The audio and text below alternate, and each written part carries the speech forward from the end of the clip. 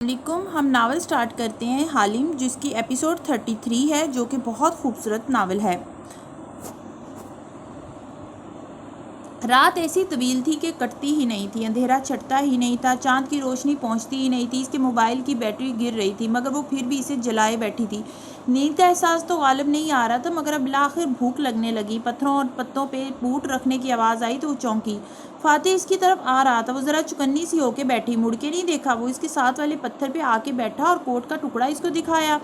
تمہیں اس کی ضرورت تو نہیں تھی؟ اس نے اداس نظریں اٹھا کے اسے دیکھا اور نفی میں سر ہلایا۔ نہیں تمانکو، آواز دھیمی تھی، کیا تمہارے پاس کھانے کو کچھ نہیں ہے؟ چاکلیٹ رکھتے رکھتے رہ گئی، اب بہت یاد آ رہی ہے، صبح ہوتے ہی ہم کھانا ڈھونڈیں گے، فکر مت کرو، وہ نرمی سے کہتے ہوئے بغور اسے دیکھ رہا تھا۔ تالیہ بھی اسے ہی دیکھ رہی تھی۔ میں نے آپ کے گھر میں چوری کی، آپ کو حالم بن کے دھوکہ دیا، غائل غزال، نیلامی، گھر خریدنا، پینٹنگ بنانا، میں نے اتنے اسکیم کیے اور آپ ایک دم میرے ساتھ اچھے ہو گئے، کیوں؟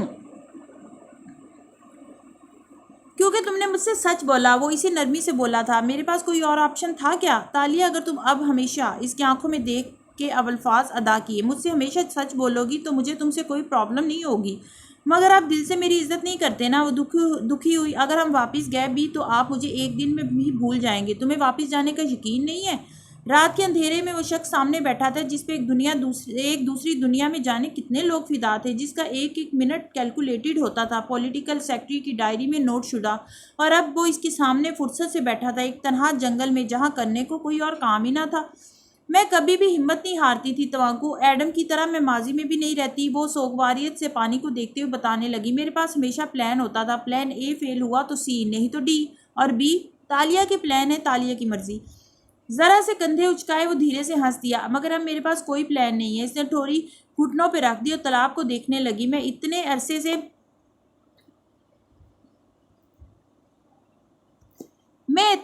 سے ایک خزانے کی تلاش میں تھی کہ ایک خزانہ ملے گا اور میں بہت کچھ کروں گی۔ میرے خواب اس کے ساتھ جڑے تھے، پھر خزانے کا ذکر آیا تو مجھے لگا یہی میرے سارے مسئلوں کا حل ہے، لیکن اب جب خزانہ نہیں ہے تو میرا مستقبل ہی ختم ہو گیا، مجھے کوئی امید نہیں رہی۔ تم مستقبل کے خوف کا شکار ہو، یہ ماضی کے غم جیسا ہی ہوتا ہے۔ وہ افسوس سے اسے دیکھ رہا تھا۔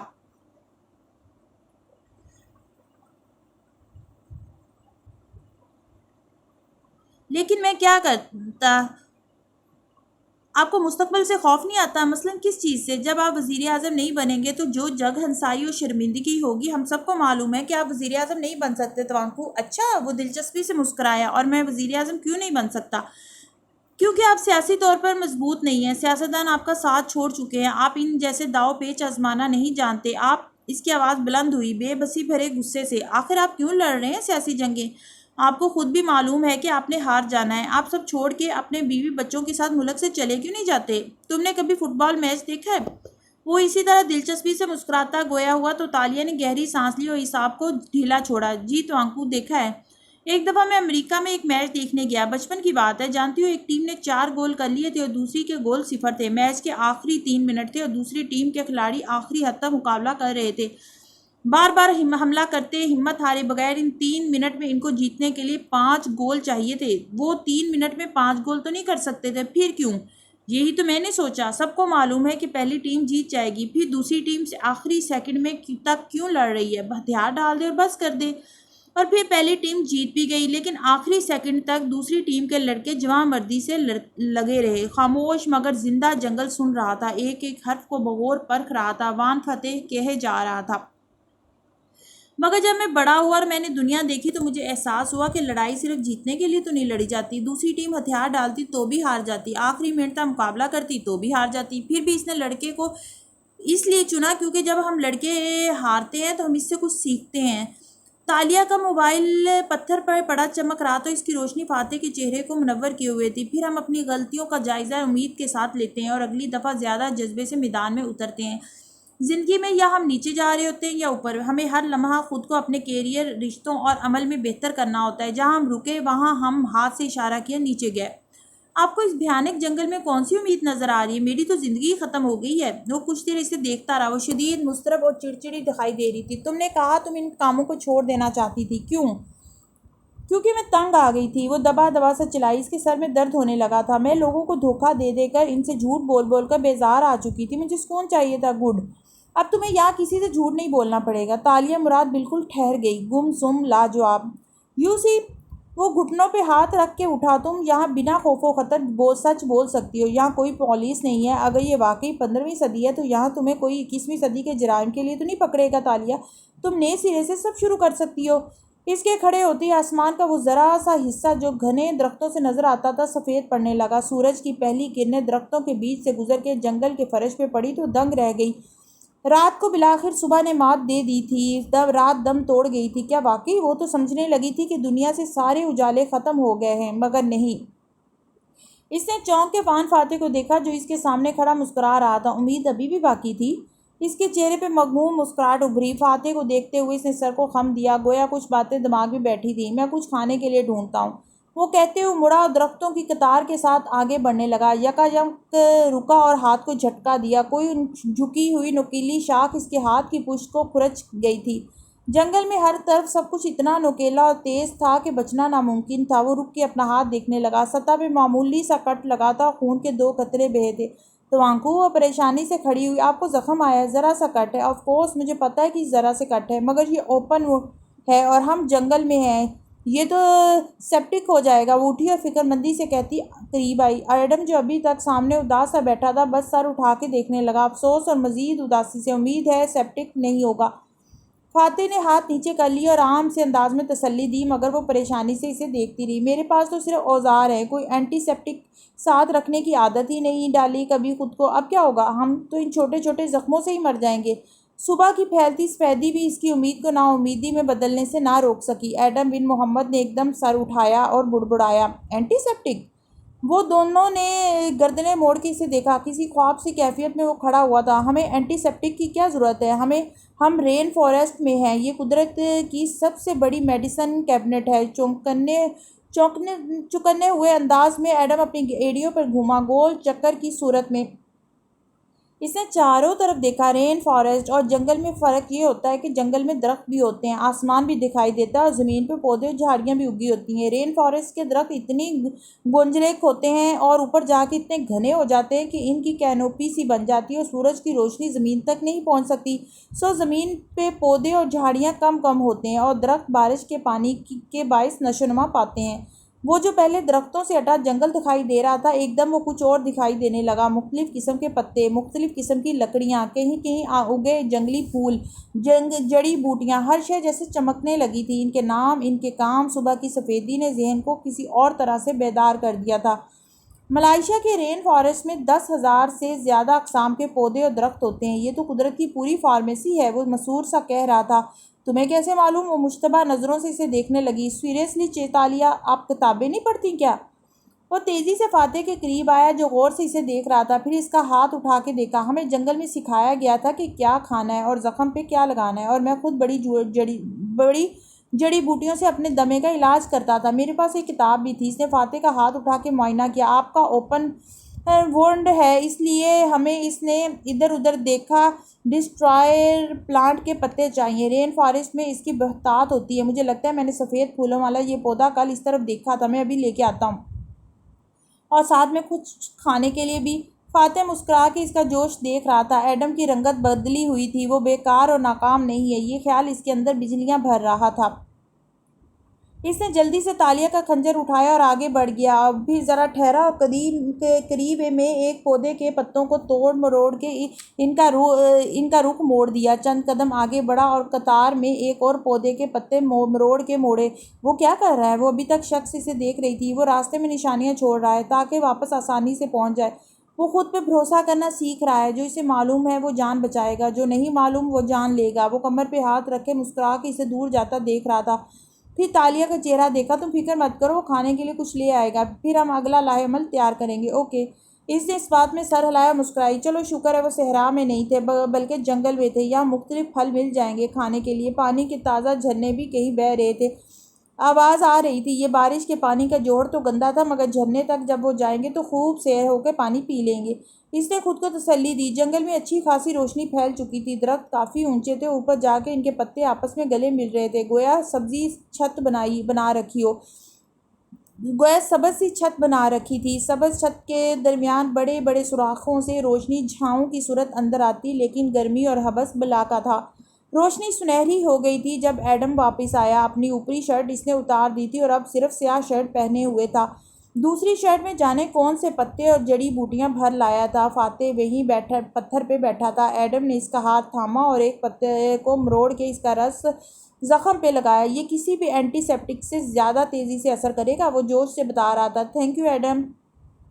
وہ مسکرا کے اس کا انداز دیکھ رہا تھا، پھر وہ کھڑا ہوا اور ایک پتے میں کچھ لپٹا ہوا تالیہ کی طرف بڑھایا۔ یہ کھانے کے لیے۔ تالیہ کے لب مسکراہٹ میں ڈھلے۔ اس نے بھاری سا وہ پتا پکڑا اور ساتھ پتھر پہ بیٹھی گھٹنوں میں پتا رکھ کے کھولا تو مسکراہٹ غائب ہوئی۔ پتے پہ ایک قطار سے کوئی انگلی جتنی چیزیں رکھی تھیں۔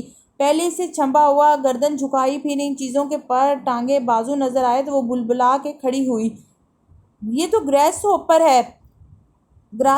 بے یقینی سے آنکھیں پھاڑ کے اسے دیکھا۔ تم گراس ہوپرز لائے ہو کھانے کے لیے؟ ریلیکس چیتالیہ، ان کے سر کاٹ دیے تھے میں نے، اب آپ کھا سکتی ہیں۔ میں نے بھی 2 کھائے ہیں، ادھر یہی ملے گا۔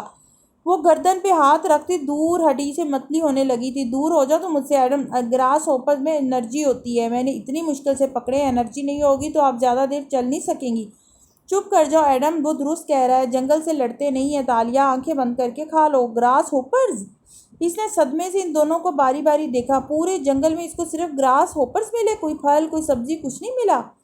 چیتالیہ، میں کتنا چل سکتا تھا، مجھے سامنے یہی نظر آیا، اور یہ جنگل نہیں ہے، یہ رین فارسٹ ہے۔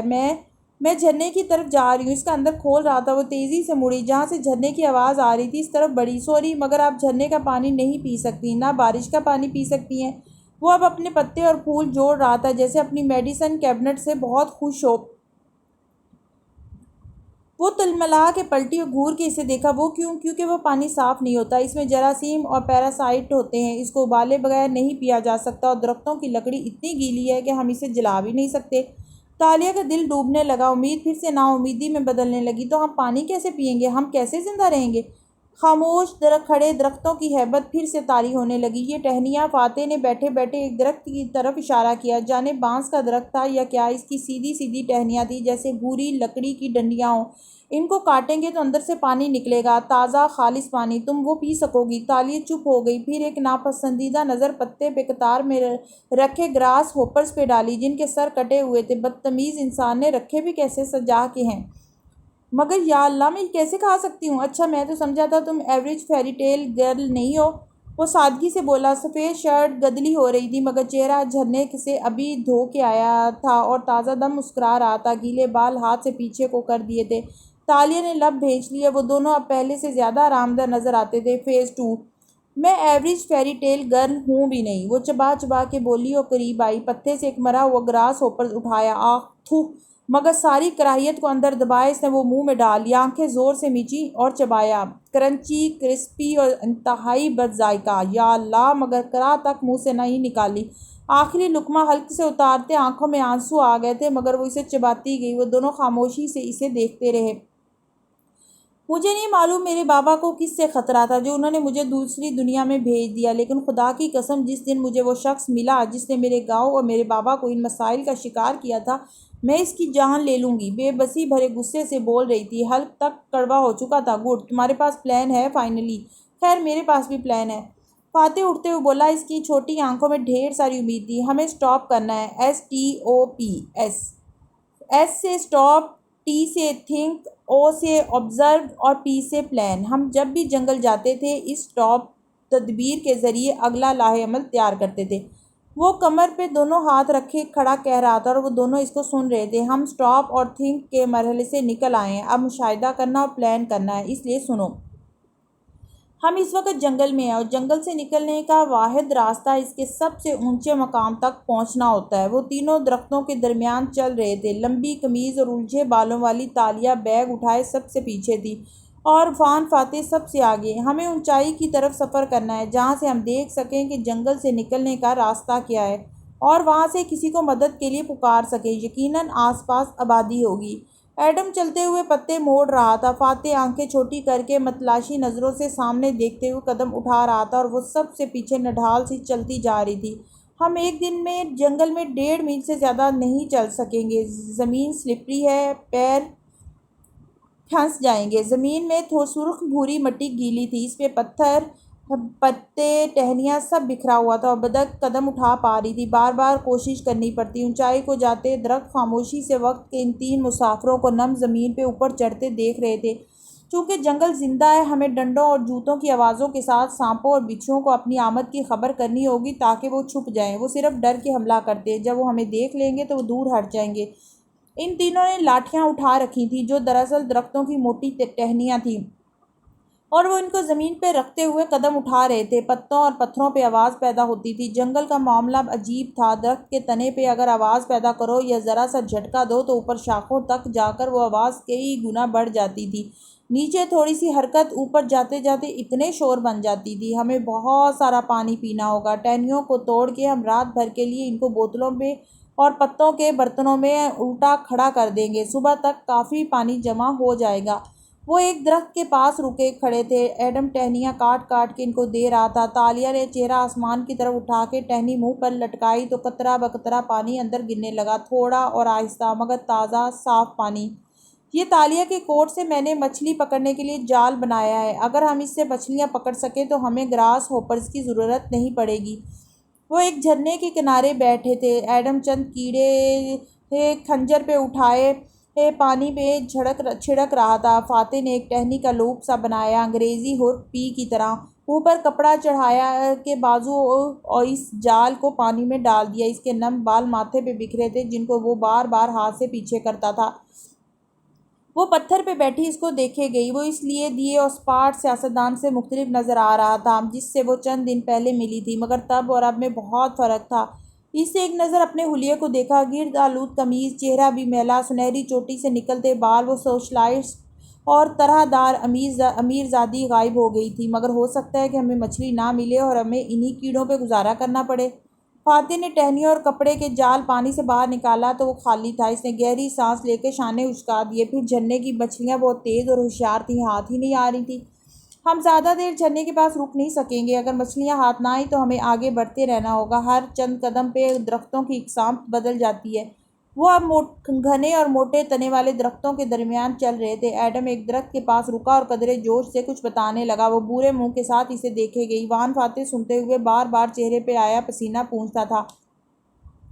ہو سکتا ہے ہمیں یہاں کوئی اور درخت مل جائیں جیسے ایوری پام، اس کا پھل تمہارے کھانے کے قابل ہو سکتا ہے تالیہ۔ ایڈم ایک پپیتے کی شکل کے پھل کو کاٹ کے اندر کا گودا اس کی طرف بڑھا رہا تھا۔ اس نے برے دل کے ساتھ تھاما اور منہ میں رکھا۔ یہ بھی بد ذائقہ تھا، یا اس کے منہ کا ذائقہ ہی کڑوا ہو چکا تھا۔ اف، وہ مر جانا چاہتی تھی۔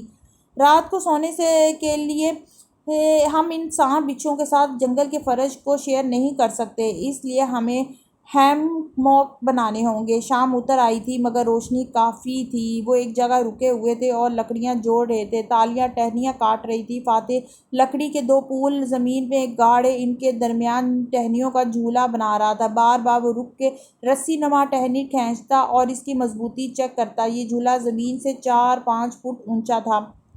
مچھر بہت زیادہ ہیں یہاں، اور ایڈم کا کہنا ہے کہ ہمیں چیونٹیوں کی بنائی ہوئی سرخ مٹی جو وہ پتوں کی توڑ توڑ کے بناتی ہیں خود پہ لگانی ہوگی تاکہ مچھر اور کیڑے دور رہیں۔ یہ مٹی ابھی تک نظر نہیں آئی، چند میل کے سفر میں مل جائے گی۔ رات جنگل پہ چھائی تھی۔ وہ لکڑی کے 2 پولز کے درمیان بنے ٹہنیوں کے جھولے پہ لیٹی تھی اور کھلی آنکھوں دور اوپر درختوں کے پتوں سے پار نظر آتے سیاہ آسمان پہ جمی تھی۔ اس کے چہرے پہ سرخ مٹی لگی تھی۔ اور جب ہم اس جنگل سے نکل جائیں گے تو ہمیں ملاقہ جانا ہوگا۔ صبح کی سفیدی پھیلی اور وہ جھرنے کے پاس بیٹھی ہاتھ منہ دھو رہی تھی۔ ایڈم قریب بیٹھا کسی ٹہنی کو چبا کے سوچنے رک جاتا۔ وہ مختلف پودوں کو ٹیسٹ کر رہا تھا کہ کون سا کھانے کے قابل ہے۔ وان فاتح ایک درخت کے ساتھ کھڑا پانی کے لیے ڈنڈیاں کاٹ رہا تھا۔ ملاقہ یہاں سے کتنی دور ہے مجھے نہیں معلوم، لیکن ہمیں ملاقہ جانا ہے اور تالیہ کے والد کو ڈھونڈنا ہے۔ کڑی دوپہر میں وہ خاموشی سے درختوں کے درمیان اوپر چڑھتے جا رہے تھے۔ بیگ اب فاتح نے اٹھا رکھا تھا۔ چہروں اور بازوؤں پہ سرخ مٹی لگی تھی، شکلیں میلی اور بدنما ہو رہی تھیں۔ فی الحال تو آسمان نظر نہیں آ رہا، مگر جیسا کہ تالیہ کا کہنا ہے اس کے بابا نے اسے ستاروں سے گاؤں کا راستہ سمجھایا تھا۔ ہم جب جنگل سے نکلیں گے ستاروں سے راستہ ڈھونڈ لیں گے۔ ایک اور رات اتر آئی تھی اور وان فاتح ٹہنیوں کے بستر پہ لیٹا تھا۔ ہاتھ میں اس نے اپنا بٹوا کھول رکھا تھا جس میں آریانا کی تصویر لگی تھی۔ اس نے تصویر سے اندر جھانکا، پاپ کارن کے 2 دانے اندر چھپے ہوئے تھے۔ پھر اس نے تاریخ دیکھی۔ آج کاغذات نامزدگی جمع ہونے شروع ہو گئے ہوں گے۔ وقت کم رہ گیا تھا۔ مراد ایک شکار باز ہے۔ اگر وہ پہلے چابی بنا سکتا تھا تو وہ اب بھی چابی بنا لے گا۔ اس چابی کے ذریعے ہم واپس اپنی دنیا میں چلے جائیں گے۔ جنگل میں روشنی پھیلی تھی اور وہ تینوں فاصلے فاصلے پہ بیٹھے تھے۔ تالیہ نے چہرہ گھٹنوں پہ گرا رکھا تھا اور فاتح ایک ٹہنیوں کے گٹھے کو جوڑ رہا تھا۔ ایڈم دور بیٹھا اپنے موبائل پہ تصویریں آگے آگے کرتا جا رہا تھا۔ باپ، ماں، فاطمہ، اس کے دوست، عید کی تصویریں، عید کے پکوان، محلے کی دکان۔ بیٹری ختم ہو رہی تھی اور موبائل بجھ گیا۔ پرانی زندگی سے تعلق کی جو ڈور بندی تھی وہ ٹوٹ گئی۔ میرا نہیں خیال کہ تالیہ کہ تم نے جو ہما ہم دونوں کے سر پہ دیکھا تھا وہ حکومت یا بادشاہی کی علامت تھا۔ ہما پرندہ کچھ اور چیزوں کی علامت بھی ہوتا ہے۔ رات کے اندھیرے میں جنگل کے درخت خاموش کھڑے تھے اور وہ ٹہنیوں کے جھولے پہ سکڑ کے لیٹی آسمان کو دیکھ رہی تھی۔ چہرے پہ سرخ مٹی ہنوز لگی تھی، آنکھیں ویران تھیں۔ ہم 16 جولائی کی رات دروازہ پار کر کے آئے تھے، کل 20 جولائی شروع ہو جائے گی۔ ان دونوں کے بستر دور بنے تھے مگر وہ اس کی آواز سن سکتے تھے۔ فاتح بستر پہ نہیں تھا، پتھروں پہ بیٹھا بٹوا کھولے دیکھ رہا تھا۔ کسی نے تالیہ کو جواب نہیں دیا۔ ہر روز چل چل کے گرمی اور حبس سے توانائی ختم ہوتی جا رہی تھی۔ 20 جولائی کو میری سالگرہ ہوتی ہے جو یتیم خانے میں لکھوائی گئی تھی۔ وہ دونوں خاموش رہے۔ وہ اوپر آسمان کو دیکھتے ہوئے بے خودی کے عالم میں بولے جا رہی تھی، مگر میری طرح میری سالگرہ بھی جعلی ہی ہوگی۔ ایک آنسو آنکھ سے نکلا، کنپٹی پہ بہتا نیچے ٹپکا اور جنگل کے فرش پہ جا گرا۔ وہ دونوں خاموش رہے، درخت خاموش رہے، دور پتھروں غاروں میں چھپے سانپ بچھو بھی خاموش رہے۔ ہما صرف خوشبختی یا حکومت کی علامت نہیں ہوتا، یہ اپنی راکھ سے دوبارہ جنم لینے والا پرندہ ہے، نئی زندگی کا نشان، نئی دنیا، نئے زمانے میں ایک دوسری زندگی کی پیشگوئی۔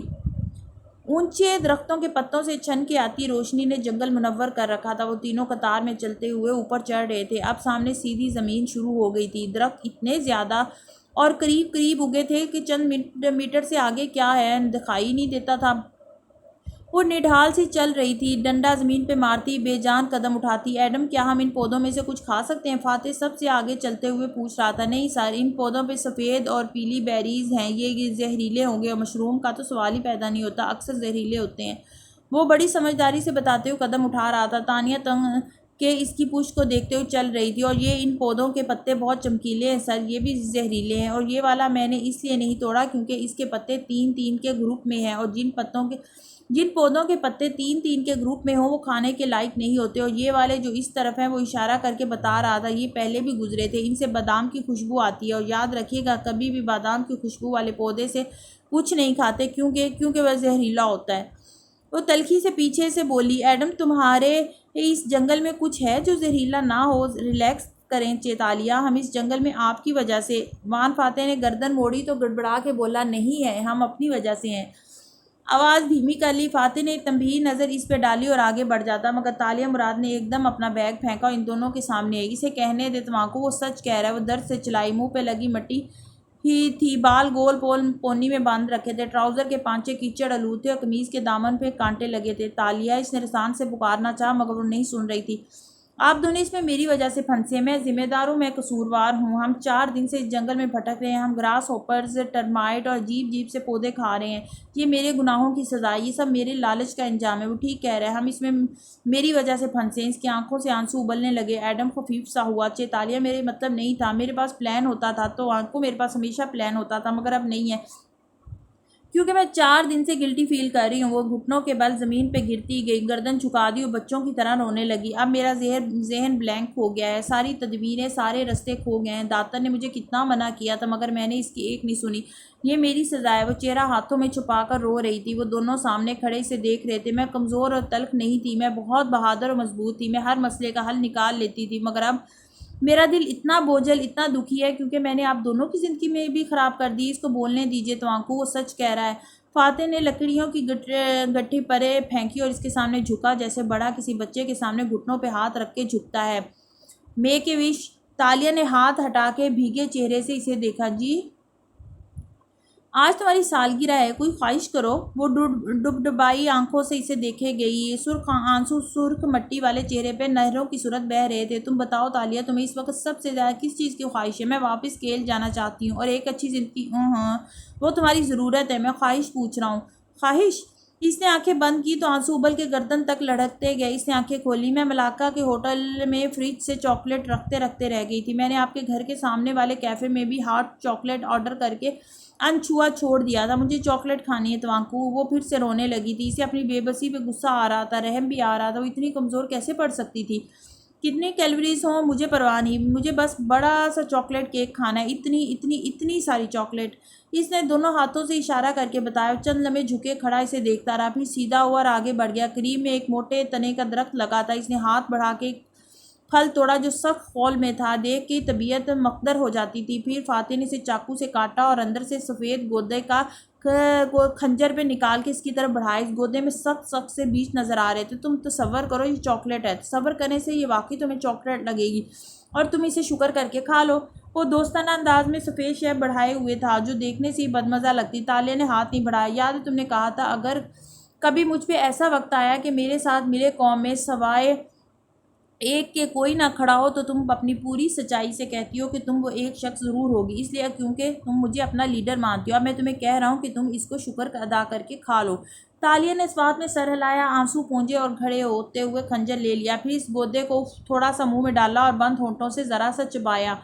ایک دم اس کی آنکھیں کھل گئیں۔ یہ تو چاکلیٹ ہے۔ اس نے بے یقینی سے اس گودے کو دیکھا جو خوشبو، ذائقہ سب چاکلیٹ والا تھا، ایسا لذیذ نرم مادہ جو منہ میں جاتے ہی گھل جاتا تھا۔ ہیپی برتھ ڈے تالیہ، اور سالگرہ اسی طرح ہوتی ہے جس دن ہم اسے مناتے ہیں۔ وہ مسکرا کے کہتا آگے بڑھ گیا۔ مگر یہ کیا تھا توانکو؟ وان فاتح وہ حیران سی پکار رہی تھی مگر وہ آگے جا رہا تھا۔ اب ذرا صبر کر لیتی تو میں بتانے ہی والا تھا چیتالیہ کہ میں ان زہریلے پودوں کو اس لیے نہیں ہاتھ لگا رہا کیونکہ سامنے کوکو کا درخت ہے، اس کا بیج چاکلیٹ بنانے کے لیے استعمال ہوتا ہے۔ وہ کڑوا ہوتا ہے مگر یہ گودا میٹھا ہوتا ہے، پھولوں جیسا میٹھا۔ سر کو آپ سے زیادہ درختوں کی پہچان ہے۔ ایڈم اس کا بیگ اٹھاتے ہوئے گہری سانس لیتے ہوئے بولا۔ وہ چند لمحے بے یقین رہی، پھر اس کی آنکھوں میں خوشی اور کوئی انہونی کیفیت ابھری۔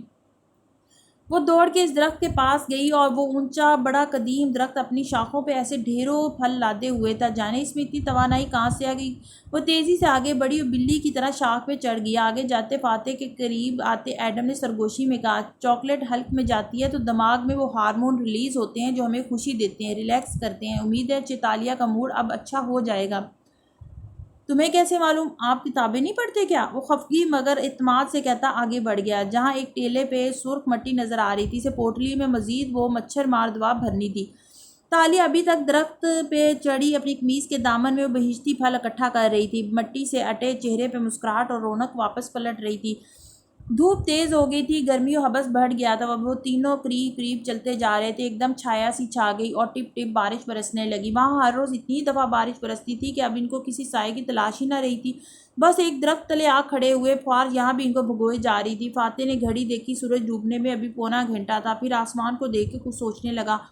آپ کو کیسے پتا؟ وہ چونکی۔ اس نے اپنے پھٹے ہوئے کوٹ میں بہت سے کوکو کے پھل باندھ کے اٹھائے ہوئے تھے، کیونکہ میں نے اپنی گھڑی صبح صادق پہ اندازے سے سیٹ کر دی تھی۔ جواب میں خاموشی رہی تو اس نے ان دونوں کو دیکھا۔ کیا تم لوگوں کی گھڑیاں ابھی تک کیل کے وقت کے مطابق ہیں؟ ہم نے کون سے یہاں ہمیشہ رہنا ہے توانکو؟ وہ خفیف سی ہو کے بولی، اور مجھے تو کبھی کبھی لگتا ہے کہ شاید ہم اس جنگل سے نکلیں تو سامنے ملائیشیا ہی ہو، شاید ہم اپنے زمانے کے ہی کسی جنگل میں کھوئے ہوئے ہیں۔ وہ مایوس نہیں تھا، بس اس کی امیدیں کسی اور طرح کی تھی۔ فاتح سر جھٹک کے سامنے دیکھنے لگا۔ وہاں اونچائی پہ کچھ بلند و بالا درخت اگے تھے۔ سنو لڑکی، اس نے سوچتے ہوئے اس سے مخاطب کیا، تم کیٹ برگلر ہو نا؟ بہت شکریہ یاد دلانے کے لیے۔ اس کے ماتھے پر بل پڑے۔ یاد رکھو جو تمہیں معلوم ہے وہ تمہاری جان بچائے گا۔ وہ مسکرا کے اسے دیکھتے ہوئے کہنے لگا، وہ درخت دیکھ رہی ہو؟ اس نے بارش میں بھیگتے اونچے درختوں کی طرف اشارہ کیا۔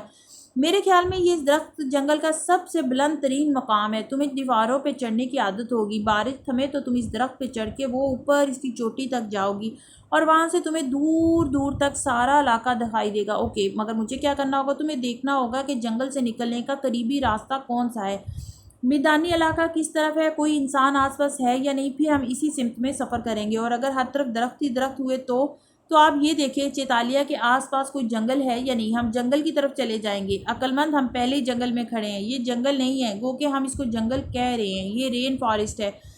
بعض دفعہ بڑے بڑے جنگلوں کے درمیان چند میل کا علاقہ رین فارسٹ بنا ہوتا ہے، ایڈم رسان سے سمجھا رہا تھا۔ اگر ہم کسی جنگل میں نکل جائیں تو زیادہ اچھا ہوگا، وہاں پہ جانور اور پرندے ہوں گے جن کا ہم شکار کر سکتے ہیں، اور پھل بھی ہوں گے، آسمان بھی نظر آئے گا۔ اچھا بس کرو، ایسے بولتے جا رہے ہو جیسے مجھے تو کچھ معلوم ہی نہیں۔ اس نے کہہ کر ناک سکوڑی۔ تمہیں اندازہ بھی نہیں ہے میں نے کتنے کام کیے ہیں زندگی میں، اور مجھے شکار کرنا بھی بہت آتا ہے۔ آپ کے والد شکاری جو تھے، اور لکڑہارے بھی۔ میں پچھلی زندگی میں بھی غریب تھی اور نئی زندگی میں بھی ایک عرصہ غریب رہی۔ ہاؤ فنی۔ وہ تینوں درختوں کے ساتھ کھڑے تھے اور بارش آس پاس برسے جا رہی تھی۔ تالیہ مکمل طور پہ بھیگ چکی تھی، مگر اب بارش سے فرق پڑنا ختم ہو گیا تھا۔ تبھی تو وہ دونوں آگے بڑھے تھے، مگر وہ وہیں رکی رہی، بالکل ساکھ جام۔ تالیہ! فاتح نے پلٹ کے پکارا تو وہ چونکی۔ کیا ہوا؟ اس نے غور سے اس لڑکی کا چہرہ دیکھا۔ یوں لگتا تھا وہ ابھی نیند سے جاگی ہے۔ میں نے دیکھا وہ میرے گاؤں کے لوگوں کو پکڑ رہے تھے۔ وہ کسی اور کیفیت میں تھی۔ وہ تیزی سے اس کے قریب آیا۔ کیا دیکھا تم نے؟ مجھے بتاؤ۔ وہ سپاہی میرے گاؤں سے پمبوروں کو چن چن کے گرفتار کر رہے تھے۔ وہ ان کو قید میں ڈال کے مار دیں گے۔ اب وہ میرے گھر آ رہے تھے۔ وہ میرے بابا کو بھی پکڑ کے لے گئے، اسی لیے میں نے چابی اٹھائی۔ وہ چونک گئی۔ میرے بابا نے مجھے نہیں بھیجا، وہ تو قید میں ڈال دیے گئے ہیں۔ میں خود گئی تھی دروازے کے پار تاکہ مدد لے کر آؤں اور اپنے گاؤں والوں کو قید میں مرنے سے بچاؤں۔ اس نے نڈھال سے انداز میں اپنا سر تنے کی پشت سے ٹکا دیا۔ کس کی قید سے؟ کیا تم نے کچھ سنا کہ تمہارے بابا کو کس نے قید کیا ہے؟ تالیہ نے اس بات میں سر ہلا دیا۔ وہ حیران سی لگ رہی تھی۔ وہ بندھارا اور شہزادی کے سپاہی تھے، شہزادی تاشا کے۔ لمحے بھر کو جنگل میں سکوت چھا گیا۔ چڑیوں کی آوازیں بھی پس منظر میں چلی گئیں۔ شہزادی تاشا کے سپاہی؟ وان فاتح رامزل بالکل ساخت ہو گیا تھا۔ تالیہ نے سر ہلایا۔ وہ سب کہہ رہے تھے کہ شہزادی ظالم ہے، اس نے سارے گاؤں کو تباہ کر کے رکھ دیا ہے۔ سوری تانکو، شہزادی تاشا اتنی حسین تو ہے جتنی وہ تاریخ کی کتابوں میں بتائی جاتی ہے کہ اس دن میں نے خواب میں اس کو مجسمہ بناتے دیکھا تھا۔ وہ بلا شبہ وہ بہت حسین لگتی تھی، لیکن وہ نہ تو اتنی رحم دل ہے، نہ ہی اتنی اچھی جتنا آپ اس کو سمجھتے تھے۔ اس کے چہرے کی رنگت بدلنے لگی۔ شہزادی تاشا ذمہ دار ہے میرے گاؤں، میری تباہی کی۔ خدا کی قسم میں اسے نہیں چھوڑوں گی۔ اس نے مجھ سے میری سارے خواب چھین لیے۔ ہو سکتا ہے لوگ اس کے بارے میں یوں ہی بات کر رہے ہوں، شاید وہ اتنی بری نہ ہو۔ وہ فوراً مدافعانہ انداز میں بولا، مگر تالیہ کی آنکھوں میں کچھ سلگنے لگا تھا۔ شہزادی کی وجہ سے ہوا یہ سب، وہ ذمہ دار ہے اس سب کی۔ اس نے میرے بابا کو قید میں ڈالا ہوا ہے۔ 4 دن پہلے میں اس دنیا سے گئی تھی، یہاں وقت نہیں گزرا۔ 4 دن سے میرے بابا اس کی قید میں ہے۔ خدا کی قسم میں اس کو نہیں چھوڑوں گی۔ پھر اس نے کلائی اوپر کی اور آستین تلے چھپی گھڑی باہر نکالی۔ مجھے بتائیے یہاں کیا وقت ہوا ہے؟ مجھے وقت کے سارے حساب کتاب ابھی سے طے کرنے ہیں۔ اس کی آنکھیں سرخ پڑ رہی تھی اور آواز رند رہی تھی۔ بارش ایک دفعہ پھر سے سلطنت ملاکہ کے اس جنگل پہ برسنے لگی تھی۔ اس نے خواب میں دیکھا وہ ایک چھوٹا سا کمرہ ہے، نیم تاریک۔ آتش دان میں لکڑیاں جل رہی ہیں۔ الماری کے سامنے مراد کھڑا ہے، ہاتھ میں ایک بوتل ہے، اندر پانی کی طرح کا بے رنگ مشروب بھی۔ بوتل کے پیندے پہ میں ایک سکہ اور ڈلی بیٹھی ہے۔ وہ الماری کا پٹ کھول کے بوتل اندر رکھتا ہے، پھر مڑتا ہے تو ٹھٹک جاتا ہے۔ وہ لڑکی چوکھٹ پہ کھڑی ہے، انگلیاں مروڑتی، خوف کے باوجود خود کو سنجیدہ رکھے۔ مراد تیزی سے اس کے قریب آتا ہے، پنجوں کے بل اس کے سامنے بیٹھ کے اس کے دونوں ہاتھ تھام لیتا ہے۔ تالیہ، میں جانتا ہوں تم خوفزدہ اور نہیں تو وہ پر یقین انداز میں سر کو نفی میں ہلاتی ہے، مگر فضا میں خوف اور پریشانی کی خوشبو رسی بسی ہے، اور تم پریشان بھی ہو۔ وہ اس کو سنے بغیر اس کی آنکھوں میں دیکھ کے کہے جا رہا ہے، مگر برے دن جلد ختم ہو جائیں گے، اچھے دن قریب ہیں۔ یہ شور کیسا ہے بابا؟ الور سونگائی میں سرے شام ہی کیسے لوگ گھس آئے ہیں؟ مراد گہری سانس لیتا ہے۔ یہ بندھارا اور شہزادی کے سپاہی ہیں، یہ پورے گاؤں سے شکار بازوں کو گرفتار کر کے محل کے قید خانوں میں ڈال رہے ہیں۔ اسے اپنے اندر غصہ ابلتا محسوس ہوتا ہے۔ شہزادی اتنی ظالم کیوں ہے بابا؟ وہ کب تک الور سونگائی کے لوگوں پہ ظلم کرتی رہے گی؟ پھر یکدم وہ اپنے اندر خوف محسوس کرتی ہے اور یہ خوف اس کو چونکا دیتا ہے۔ وہ مراد کے ہاتھوں کو مضبوطی سے تھامتی ہے۔ بابا، کیا وہ آپ کو بھی گرفتار کر لیں گے؟ پھر وہ ہراساں سی وہ نفی میں سر ہلاتی ہے۔ میں آپ کو گرفتار ہونے نہیں دوں گی۔ باہر گھر کا بیرونی دروازہ دھڑا دھڑ بجایا جاتا ہے۔ مراد اس کا ہاتھ چھوڑتے ہوئے کھڑا ہوتا ہے۔ تالیہ، وہ آ گئے ہیں، میری بات غور سے سنو بیٹی۔ وہ دھیرے دھیرے سمجھا رہا تھا، مگر دروازے پہ شور بڑھتا جا رہا تھا۔ سپاہی آواز لگا رہے ہیں کہ وہ محل سے آئے ہیں، مراد حاضر ہو۔ وہ مسلسل خوف اور پریشانی سے نفی میں سر ہلائے جا رہی تھی۔ تالیہ، قوم کا رہبر قوم کا باپ ہوتا ہے، اس کو قربانی دینی پڑتی ہے۔ یہ میری قربانی کا وقت ہے، وہ مجھے لینے آئے ہیں، مگر تم سے میں اتنا چاہتا ہوں تالیہ کہ تم میرا ایک حکم مان لو۔ وہ سنجیدگی سے کہہ رہا تھا۔ تالیہ کی آنکھیں بھیگنے لگتی ہیں، مگر وہ اس بات میں سر ہلاتی ہے۔ جی بابا، میں کیا کروں؟ مجھے بتائیں۔ یہ قربانی تمہیں اور سونگائی کے لوگوں کے لیے دینی ہوگی تالیہ، اور اپنے بابا کی اٹھی گردن و وقار کے لیے دو گی نہ۔ آنسو اس کی آنکھوں سے پھسل رہے تھے، خوف اور بے یقینی کی فضا۔ ہراسیت اور دروازے پہ ہوتی زوردار دستخط، اور یہیں وہ خواب ٹوٹ گیا۔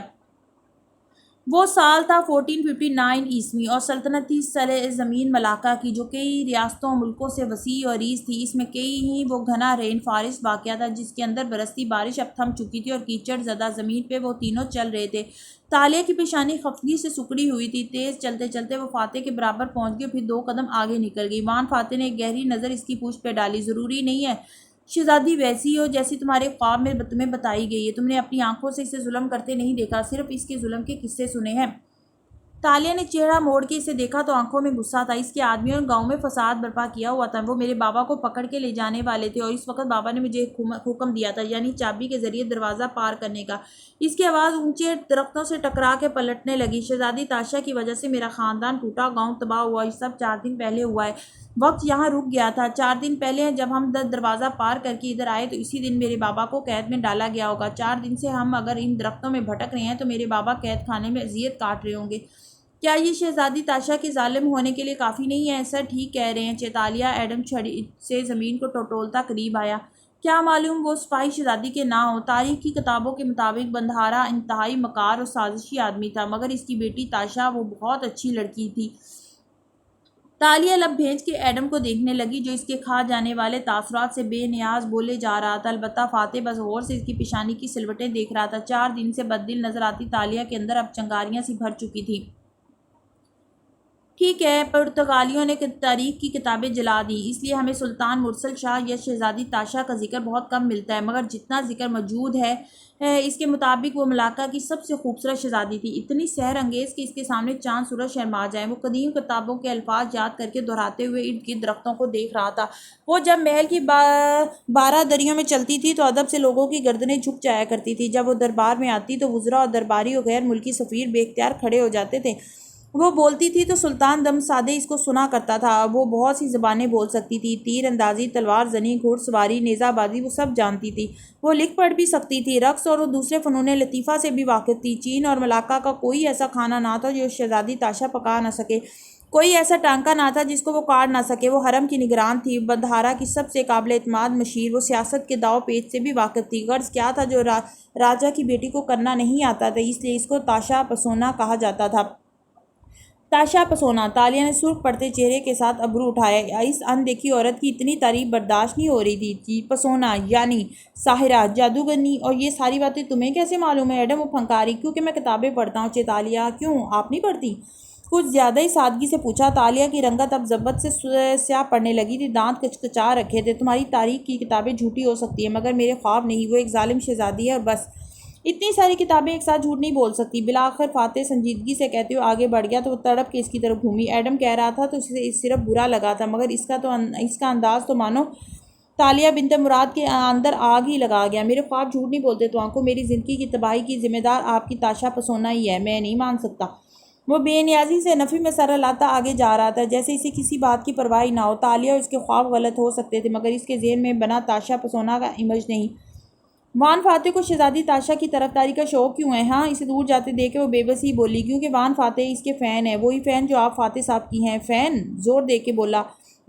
اس نے سر جھٹکا۔ فاتح صاحب کو احتیاط سے کسی عورت کے بارے میں بات کرنی چاہیے، آخر وہ شادی شدہ ہیں۔ کیوں، آپ کو جلن ہو رہی ہے کیا؟